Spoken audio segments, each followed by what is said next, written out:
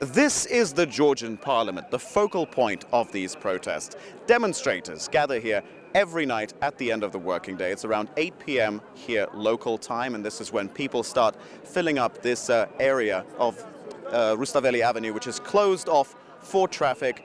They gather here, and then tens of thousands of people will be joining them through the night, filling up a whole 1 kilometer stretch of street. And police establish a cordon beforehand on those two side streets to the right and to the left of Parliament. Now protesters go right up to the police lines, chanting and shouting and pointing laser pens, and police don't respond. And this continues for several hours. And then come the fireworks, the weapon of choice for demonstrators.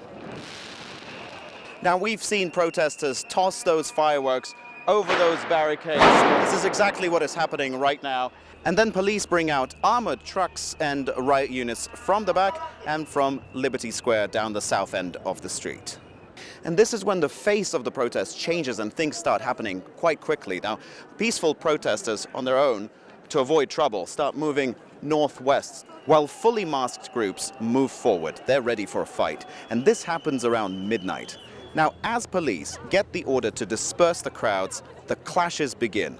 They move in, securing the perimeter and grabbing anyone who stays in their way. Now, masked men with no insignia, we've seen them come in from the flanks and engage in groups.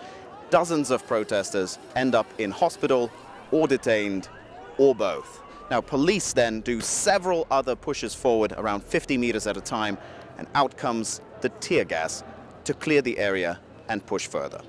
And this is where the police cordon finally stops, usually, and the battles begin. Protesters with gas masks shoot fireworks and throw back tear gas grenades. Now, instead of running away from them, many rush in to grab these grenades and douse and shake them in cans full of water.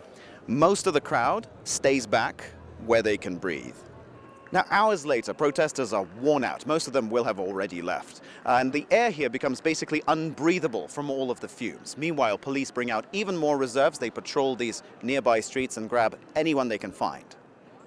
Finally, in the early hours of the morning, the last protesters are pushed back here to Republic Square, where they head home only to return again the following night, because there is no dialogue between the sides.